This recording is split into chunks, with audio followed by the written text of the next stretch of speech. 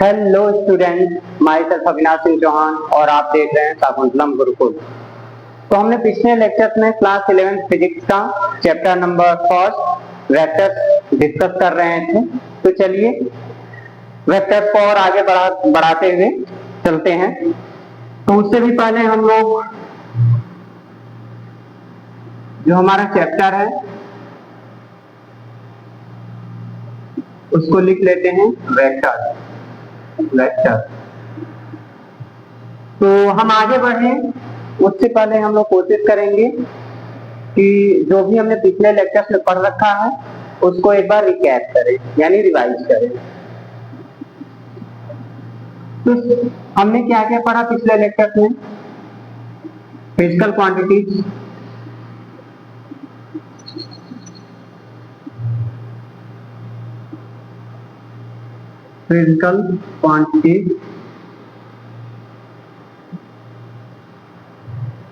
फिर उसके बाद हमने फिजिकल क्वांटिटीज का दो टाइप देखा, स्केलर वेक्टर। तो हमने स्केलर का डिफिनेशन दिया,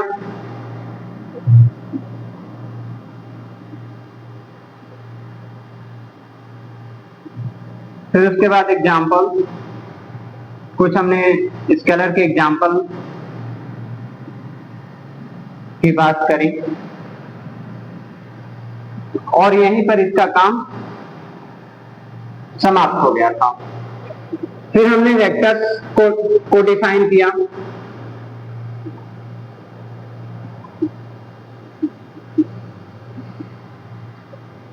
कैसे डिफाइन किया था कि वे फिजिकल क्वांटिटी जिनको डिफाइन या एक्सप्रेस करने के लिए हमें न्यूमेरिकल वैल्यू, यूनिट यानी न्यूमेरिकल वैल्यू प्लस यूनिट मिलकर बनाता है मैग्नीट्यूड, और साथ ही साथ डायरेक्शन की भी जरूरत पड़ती है। जैसे हमने वेलोसिटी का एग्जांपल दिया था जिसमें बताया था कि राम जो है अगर 2 मीटर पर सेकेंड ईस्ट की तरफ चल रहा है तो इसमें 2 मीटर पर सेकेंड क्या हो जाएगा? मैग्नीट्यूड हो जाएगा, और टुवर्ड्स ईस्ट क्या हो जाएगा? डायरेक्शन हो जाएगा। तो डेफिनेशन, उसके बाद हमने एग्जांपल्स देखा। एग्जांपल्स में बहुत सारे फिजिकल क्वांटिटीज को हमने यहाँ पे लिखा था हमने। तो पहला तो वेलोसिटी था, वेलोसिटी, फोर्स, उसके बाद क्या? एक्सीलरेशन,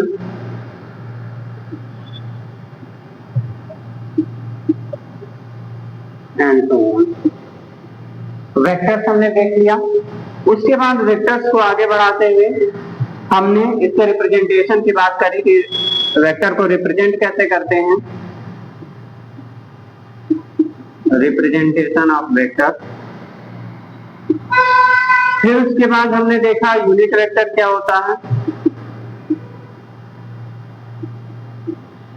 यानी यूनिट वेक्टर को कैसे डिफाइन किया था हमने कल कि वे वेक्टर जिनका मैग्नीट्यूड 1 होता है, यानी all those vector whose magnitude is 1 is called unit vector.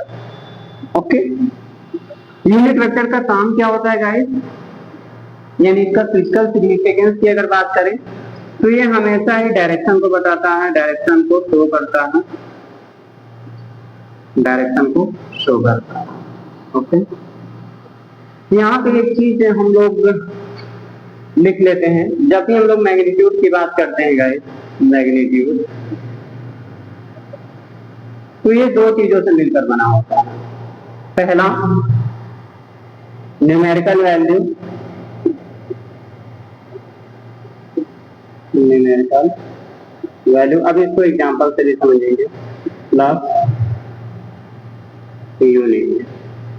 For example हमने हमने पिछले लेक्चर्स में बात कर रखा था मास ऑफ मार्कर की।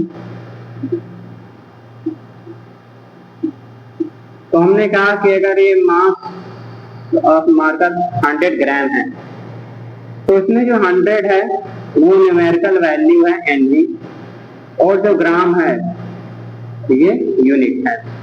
ओके, तो हमने यूनिट वेक्टर की बात कर रखी थी। फिर उसके बाद हमने देखा मल्टीप्लीकेशन ऑफ स्केलर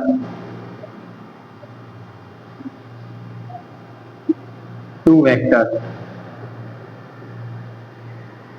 हमने क्या देखा था पिछले लेक्चर्स में आए, जो हमारा लास्ट टॉपिक था intersect multiplication of scalar to vector ही था, जिसमें हमने देखा था कि जब भी हम किसी वेक्टर में स्केलर यानी रियल नंबर से मल्टीप्लाई करते हैं तो उसके मैग्नीट्यूड पर क्या इफेक्ट आता है, उसके डायरेक्शन पर क्या प्रभाव पड़ता है, ओवरऑल वेक्टर पर क्या प्रभाव पड़ता है। ओके, जैसे अगर कोई वेक्टर ए है जिसका मैग्नीट्यूड ए है और यूनिट वेक्टर 1 है, तो वेक्टर ए को हम लोग ऐसे लिख सकते हैं, हमने डिस्कस कर रखा है। अब अगर हम लोग इसमें किसी स्केलर से मल्टीप्लाई कर दें, फॉर एग्जांपल ए यहाँ पे एक स्केलर है, इससे हम लोग मल्टीप्लाई कर रहे हैं वेक्टर ए में, तो ये ए कहाँ पे जाकर मल्टीप्लाई होगा, ये तो यूनिट वेक्टर है। यूनिट वेक्टर का मतलब ये है कि इसका मैग्नीट्यूड 1 है और ये डायरेक्शन को शो कर रहा है और इसका मैग्नीट्यूड ये है, तो इस मैग्नीट्यूड में जाकर ये मल्टीप्लाई हो जाएगा और 1 है। अब ये स्मॉल ए इसको लिख लेते हैं पहले, ये स्मॉल ए है क्या, स्केलर है, स्केलर क्वांटिटी है। ओके, स्केलर, तो ये पूरा का पूरा एक नया वेक्टर बन गया गाइस, क्योंकि पहले क्या था, ये vector a equals to a into a क्या था, अब इसका मैग्नीट्यूड a से चेंज होकर small a into capital A हो गया है, तो अब एक नया वेक्टर बन गया। तो इसको हम लोग एक नए वेक्टर से रिप्रेजेंट करते हैं, वेक्टर b। वेक्टर b है क्या, कुछ नहीं है, a into capital A vector है, यानी a टाइम्स कैपिटल है A। तो यहाँ तक हमने पिछले लेक्चर में बात कर रखी है। अब हम लोग फर्दर चलते हैं, इसी वेक्टर को आगे बढ़ाते हैं, वो है इक्वालिटी ऑफ वेक्टर का।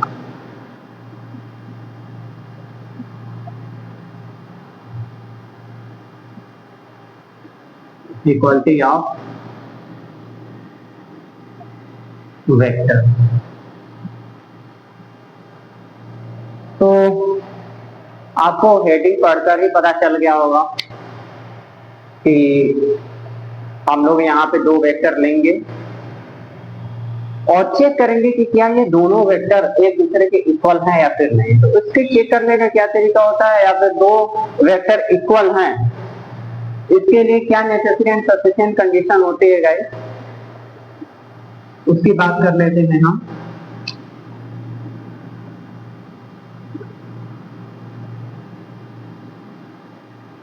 तो अगर दो वेक्टर इक्वल हैं, if two vector are equal, then their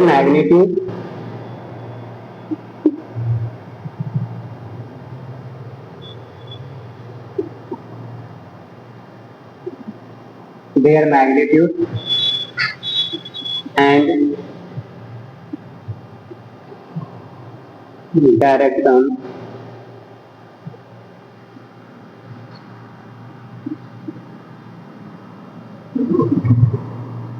must be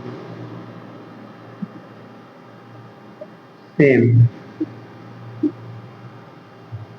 यानी अगर दो वेक्टर इक्वल हैं तो उनका मैग्नीट्यूड और डायरेक्शन वो क्या होना चाहिए, सेम होना चाहिए। यानी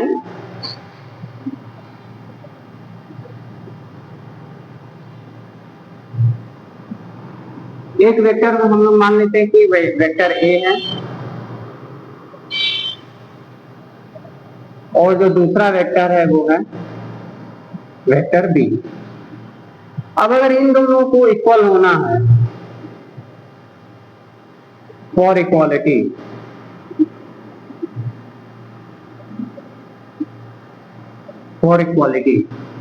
तो क्या होना पड़ेगा गाइस? वेक्टर ए को हम लोग और सिंपल फॉर्म में लिख लेते हैं। यहाँ पे जो वेक्टर ए है वो है, हमने इस तरीके से इसको रिप्रेजेंट कर दिया जैसा कि करते आ रहे हैं हम लोग। वेक्टर बी तो बी इंटू बी है। ओके, यहाँ पे ए जो है वो क्या है?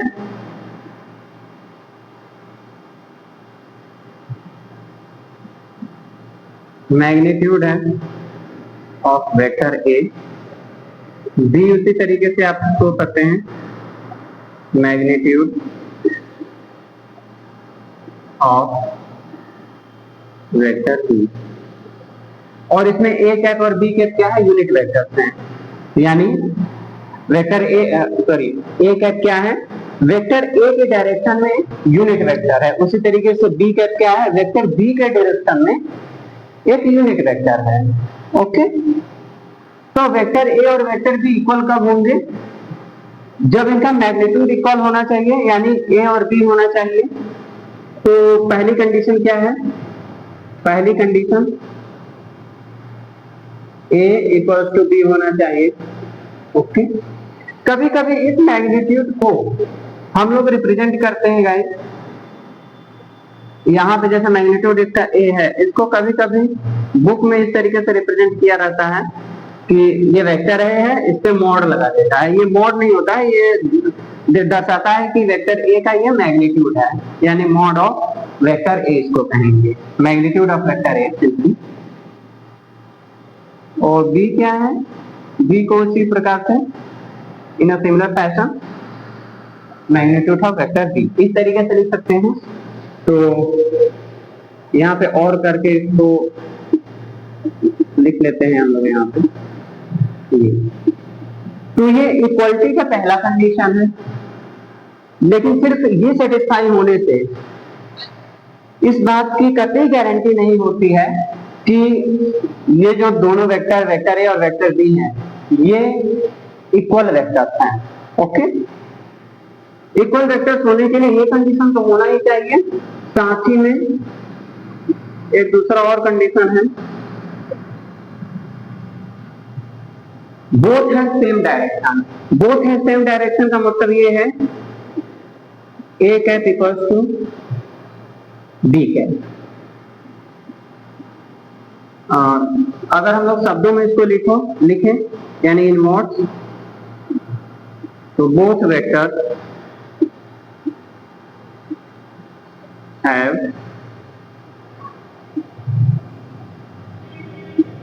Same direction. ओके, हम लोग यहाँ पे दो वेक्टर्स की बात कर रहे हैं। यहाँ पे दो से अधिक भी वेक्टर्स हो सकते हैं, 3 वेक्टर्स हो सकते हैं, 4 वेक्टर्स हो सकते हैं। ओके, और वो सारे 3 या 4 वेक्टर्स आपस में इक्वल भी हो सकते हैं। तो इसको हम लोग डायग्राम से समझने की कोशिश करते हैं कि ये क्या कह रहा है। ओके, तो पहले हम लोग बहुत ही सिंपल एग्जांपल से समझने की कोशिश करते हैं कि ये जो भी हमने यहाँ पे वेक्टर्स के इक्वलिटी के लिए कंडीशंस लिखी है उसका मतलब क्या है, या फिर इक्वल वेक्टर्स का मतलब क्या है। तो ये है राम, डायग्राम पे नहीं जाइएगा आप। और ये है मोहन।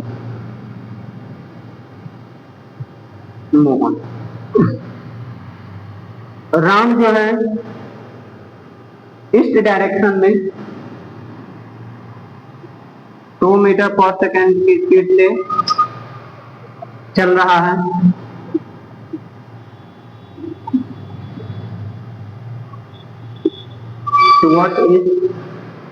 श्याम भी जो है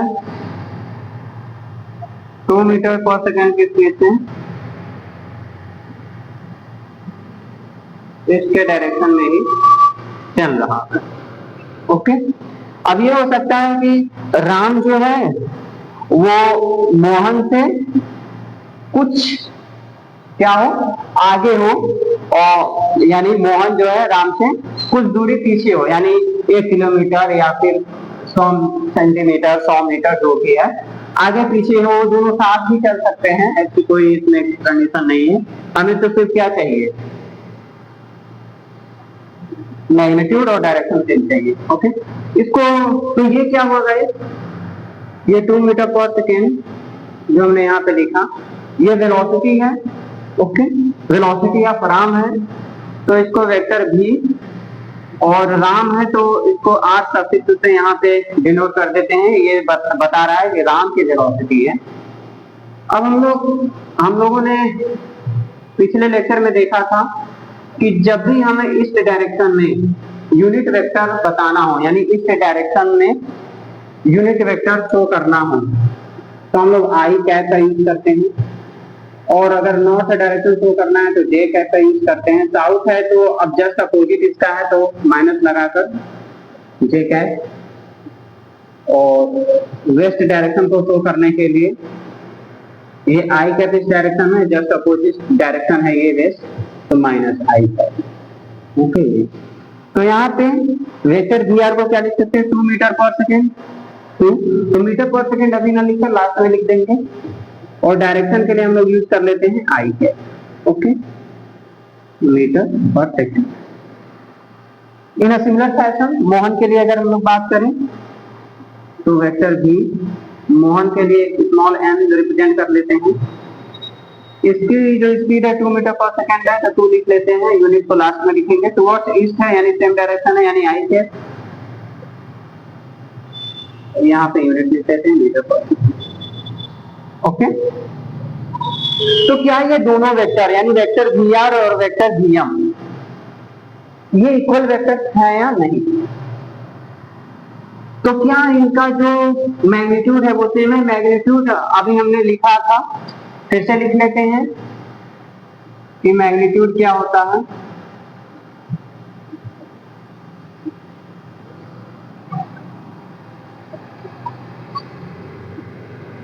न्यूमेरिकल वैल्यू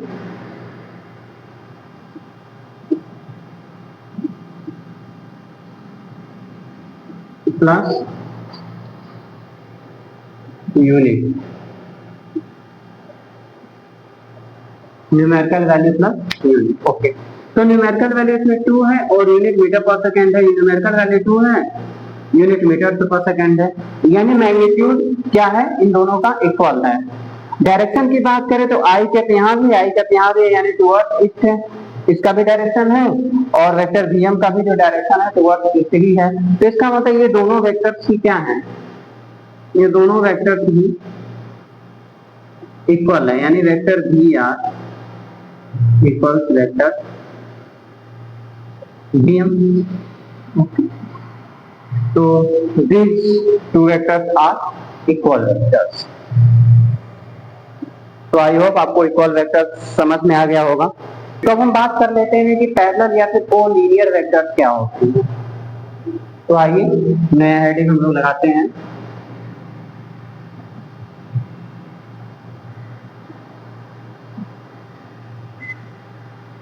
पैरेलल और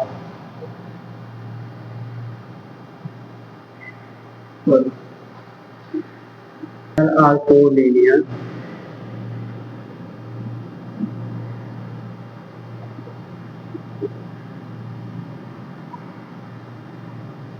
वेक्टर। तो पैरेलल या फिर कोलीनियर वेक्टर क्या होते हैं, तो वे सारे वेक्टर जिनका लाइन ऑफ एक्शन एक दूसरे के पैरेलल होता है। लाइन ऑफ एक्शन का मतलब ये है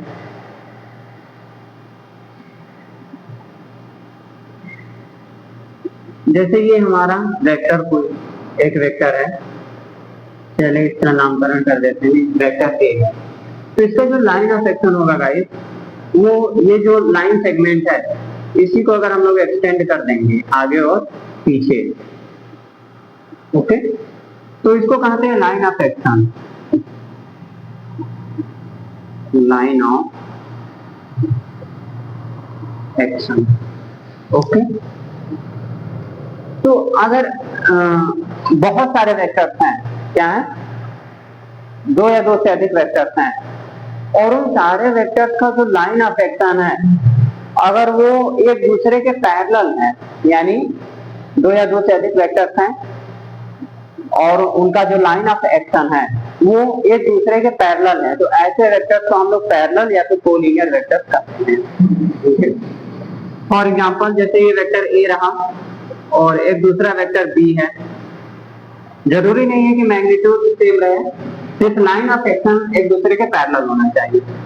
तो यहाँ पे हम लोग मैग्नीट्यूड डिफरेंट करते हैं वेक्टर ए के मैग्नीट्यूड से, यानी छोटा कर देते हैं। अब इसके जो लाइन ऑफ एक्शन है उसको ड्रॉ करते हैं, यानी ये जो लाइन सेगमेंट है इसको एक्सटेंड कर देते हैं पीछे की तरफ भी और आगे की तरफ, ओके। तो ये दोनों लाइन क्या है, ये एक दूसरे के पैरेलल है, तो यहाँ पे हम लोग ये कहेंगे कि वेक्टर ए और वेक्टर बी क्या है, पैरेलल वेक्टर्स हैं। Vector A and vector B are parallel, और पैरेलल कह लीजिए आप या फिर इसको कोलिनियर कहिए, कोलिनियर वेक्टर। एक और वेक्टर को ड्रॉ करते हैं,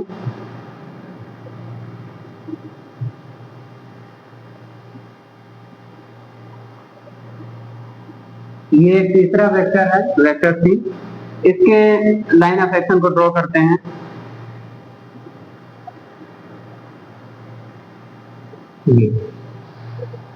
तो इसका जो लाइन ऑफ एक्शन है इन दो वेक्टर्स के लाइन ऑफ एक्शन के पैरेलल है कि नहीं। लेकिन यहाँ पे अगर हम लोग ध्यान दें तो वेक्टर सी का डायरेक्शन जो है वेक्टर बी और वेक्टर ए से डिफरेंट है, तो क्या ये पैरेलल वेक्टर होगा, क्योंकि पैरेलल या कोलिनियर वेक्टर्स का जो डिफिनेशन है वो यही है कि उन सारे वेक्टर्स का अगर लाइन ऑफ एक्शन एक दूसरे के पैरेलल है तो वो पैरेलल वेक्टर्स हैं। अब हो सकता है कि डायरेक्शन क्या हो, एक दूसरे के अपोजिट हो, या फिर सेम डायरेक्शन में अपोजिट डायरेक्शन, उससे कुछ मतलब नहीं है। मैग्नीट्यूड अधिक है, कम है, डिफरेंट है, क्या है, उससे कुछ मतलब नहीं है, सिर्फ लाइन ऑफ एक्शन एक दूसरे के पैरेलल होना चाहिए। तो यहाँ पे वेक्टर सी भी जो है वो वेक्टर ए और बी के पैरेलल है। तो यहाँ पे हम लोग लिख सकते हैं कि vector A, vector B and vector C are parallel vector, okay.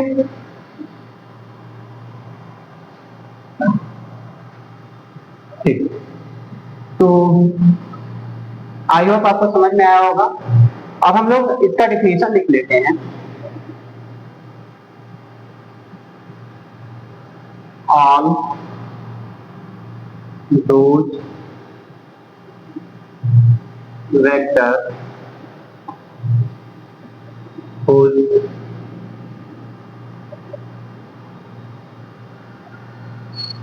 line of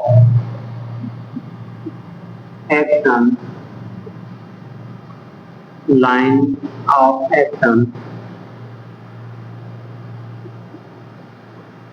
are parallel to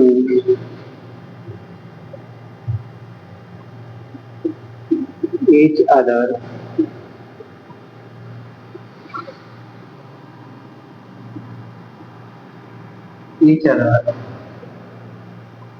are called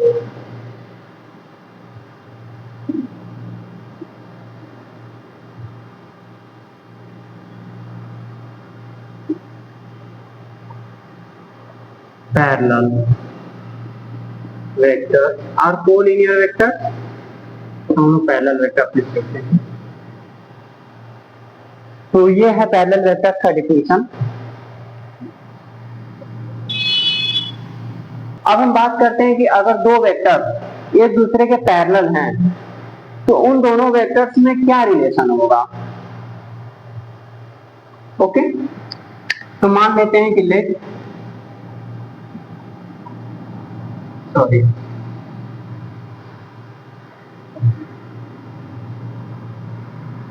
if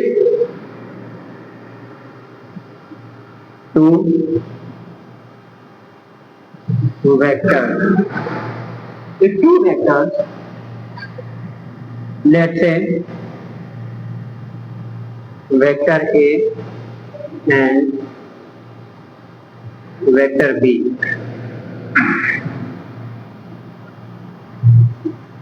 are parallel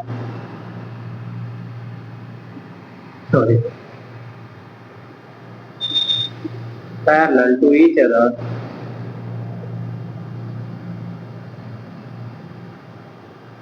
then there exists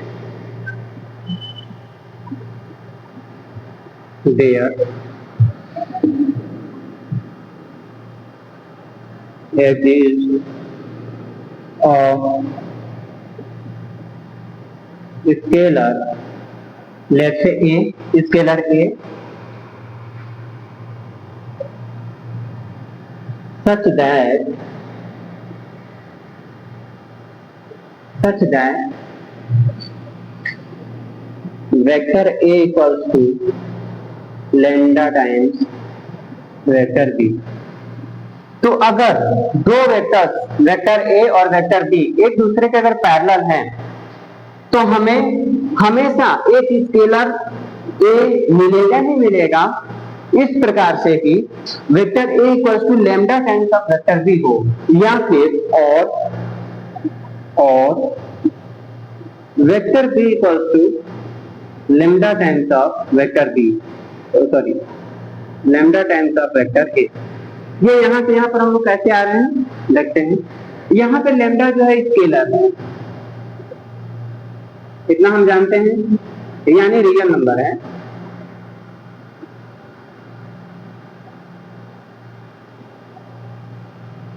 real number है तो 1 अपॉन लैम्डा क्या होगा गाइस, 1 अपॉन लैम्डा क्या होगा, and lambda is different from 0, of course lambda is different from 0। Okay, तो a is not equal to 0 है, यहाँ पे लिख लेते हैं scalar a is not equal to 0 है, डिफरेंट फ्रॉम 0 है। ओके, तो 1 अपॉन लैम्डा डिफाइन होगा और ये भी एक रियल नंबर ही होगा, रियल नंबर ही होगा, यानी स्केलर है, ये भी एक क्या है स्केलर है गाइस। ओके, तो vector A equals to lambda times vector B था, vector A equals to lambda times vector B था। तो लैम्डा एक रियल नंबर है और डिफरेंट फ्रॉम 0 है, तो ये इस तरफ आ जाएगा, यानी 1 अपॉन लैम्डा को दोनों तरफ डिवाइड कर देंगे, तो 1 upon lambda times vector A, okay, equals to B vector. This implies vector B equals to 1 upon lambda times vector A। Okay, और ये 1 अपॉन लैम्डा एक स्केलर है, तो लेट कर लेते हैं कि 1 upon lambda equals to lambda dash, ये एक नई क्वांटिटी है, ये एक नया स्केलर है, तो vector B equals to lambda dash of vector A। Okay, तो यहाँ पे लैम्डा डैश ना लिखकर लैम्डा ही लिख दिया है, तो इन दोनों में से आप कोई भी एक डेफिनेशन के साथ चल सकते हैं, दोनों ही सही है। ओके, तो अगर दो वेक्टर पैरेलल है तो उनके बीच में अगर दो वेक्टर क्या है गाइस पैरेलल हैं तो उन दोनों के बीच में ये रिलेशन होगा कि vector A equals to lambda times vector B। अब इसको हम लोग समझते हैं कुछ एग्जांपल्स लेकर। ओके, तो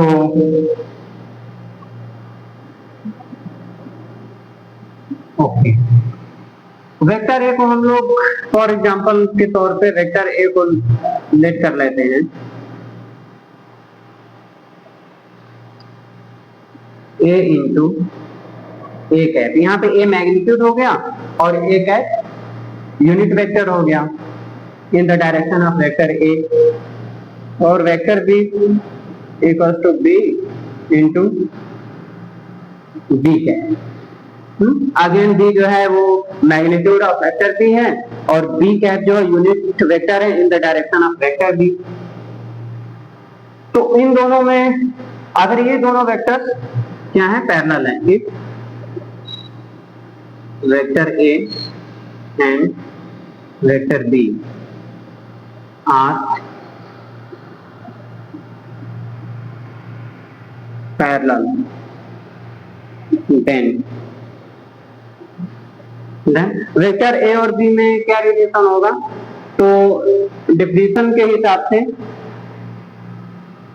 एक स्केलर जरूर ऐसा होगा, तो यानी एक स्केलर है, यानी एक स्केलर जरूर एग्जिस्ट करेगा, then there exist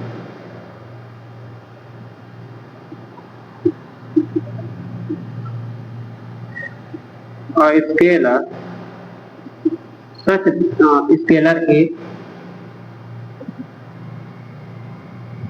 different from zero such that vector A equals to, अच्छा यहाँ पे लैम्डा है क्या गाइस, ओके, तो यहाँ पे स्मॉल a लिख लेंगे इसको, स्मॉल a टाइम्स ऑफ, और यहाँ भी स्मॉल a लिख लेते हैं, स्मॉल a वेक्टर B, यानी वेक्टर ए इक्वल्स टू क्या देखने को मिलेगा हमें, सॉरी वेक्टर ए की जगह हम लोग लिख लेते हैं A into A cap, A into B vector की जगह बी इंटू बी कैप, तो A into A cap equals to A, ये एक स्केलर है, बी और बी इंटू बी कैप एक क्या है, वेक्टर है। तो स्केलर में वेक्टर का जब भी मल्टीप्लाई करते हैं तो वेक्टर का जो मैग्नीट्यूड होता है उसमें स्केलर का मल्टीप्लिकेशन हो जाता है, ओके। तो a times of b into b cap. अब इधर भी एक वेक्टर है, a इंटू a का क्या है, एक वेक्टर ही तो है, और ये भी एक मैग्नीट्यूड है, a इंटू b क्या है, ये मैग्नीट्यूड है, और ये b कैप है, तो ये पूरा का पूरा क्वांटिटी क्या हो गया, वेक्टर हो गया। तो ये दो वेक्टर है और बीच में इक्वल का साइन लगा हुआ है, इसका मतलब इधर लेफ्ट हैंड साइड में जो वेक्टर है और राइट हैंड साइड में जो वेक्टर है वो एक दूसरे के इक्वल है, तो इक्वल होंगे तो जाहिर सी बात है a cap equal to b cap होना पड़ेगा, और साथ ही में मैग्नीट्यूड भी बराबर होना पड़ेगा, क्योंकि इक्वल वेक्टर का डेफिनेशन हमने बताया कि दो वेक्टर अगर इक्वल है तो उनका मैग्नीट्यूड भी इक्वल होना चाहिए और डायरेक्शन भी सेम होना चाहिए। तो दो चीजें यहाँ से निकल कर आ रही हैं कि जो मैग्नीट्यूड है a equal to small a times capital B ये होना चाहिए। तो ये दो रिजल्ट निकल कर आ रहे हैं, ठीक है। तो ये तो हमने बहुत स्टैंडर्ड फॉर्म में वेक्टर ए को रिप्रेजेंट करके ये सारे रिजल्ट निकाला हमने। तो कुछ एग्जांपल के तौर पर अगर हम लोग इस रिलेशन को सेटिस्फाई करने की कोशिश करें तो वो कर सकते हैं। Example, for example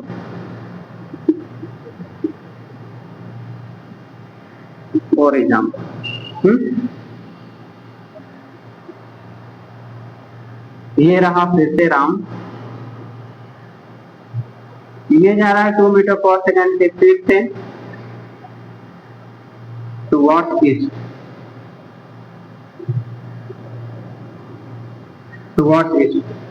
okay. इसको अगर वेक्टर फॉर्म में रिप्रेजेंट करना चाहें तो यहाँ पे लिख सकते हैं वेक्टर भी, और सफिक्स के तौर पर राम का वेलोसिटी है तो r इस्तेमाल कर लेते हैं, तो ये हो जाएगा 2 और टुवर्ड्स ईस्ट के लिए i के मीटर पर सेकंड, ओके। फिर यहाँ पे है मोहन और ये अब जा रहा है टुवर्ड्स वेस्ट डायरेक्शन में 10 मीटर पर सेकंड स्पीड से, 10 मीटर पर सेकंड की स्पीड से टुवर्ड्स वेस्ट जा रहा है, वेस्ट की तरफ जा रहा है। तो इसको अगर हम लोग लिखना चाहे वेक्टर के फॉर्म में तो वेक्टर भी M, capital M stand for Mohan, Mohan की वेलोसिटी है वेक्टर वी एम। तो ये हो जाएगा 10 टुवर्ड्स वेस्ट जा रहा है, यानी ईस्ट का जस्ट अपोजिट है, तो इसको हम लोग लिख सकते हैं माइनस आई कैप के साथ इसके डायरेक्शन को शो कर सकते हैं, और यहाँ पे यूनिट मीटर पर सेकेंड। वेक्टर वी एम क्या हो जाएगा भाई, -10 आई कैप मीटर पर सेकेंड। अब आप बताइए कि वेक्टर वी आर और vector V M, vector V R और वेक्टर वी एम ये पैरेलल वेक्टर्स हैं कि नहीं, यानी वेक्टर वी आर और vector V M parallel vectors है कि नहीं। तो पैरेलल वेक्टर्स की डिफिनीशन क्या है कि अगर दो वेक्टर्स पैरेलल हैं तो उनका जो लाइन ऑफ एक्शन होगा वो क्या होगा, एक दूसरे के पैरेलल होगा। तो ये वेक्टर वी आर का जो लाइन ऑफ एक्शन है, अगर इसको आगे पीछे एक्सटेंड करेंगे तो ये रहा इसका एक्सटेंशन, और ये रहा वेक्टर वी एम का लाइन, ये वेक्टर वी एम है, तो इसका जो लाइन ऑफ एक्शन है इसको एक्सटेंड करेंगे। बोर्ड में हो सकता है थोड़ा ये पैरेलल ना दिखे, लेकिन ये पैरेलल ही होगा। आप सोच कर देखिए कि राम जो है ईस्ट के डायरेक्शन में जा रहा है और जो मोहन है वो वेस्ट के डायरेक्शन में जा रहा है, तो इन दोनों का जो लाइन ऑफ एक्शन होगा वेलोसिटी का वो पैरेलल होगा। तो ये पैरेलल वेक्टर्स हैं। ओके, तो अगर ये दोनों वेक्टर वी आर और वेक्टर वी एम पैरेलल हैं तो हमें हमेशा एक ऐसा स्केलर जरूर एग्जिस्ट करना चाहिए जहां पे ए जो है डिफरेंट फ्रॉम 0 होगा, कि vector V are equals to A times vector V M होना चाहिए। ओके, यानी इफ नहीं कहेंगे यहाँ पे हम लोग, हमने अभी देखा कि vector V R and vector V M are parallel to each other। Okay, ये इससे अच्छा है अगर हम लोग ये लिखें R parallel vector, R parallel vector. तो क्या होना चाहिए, देन देयर एग्जिस्ट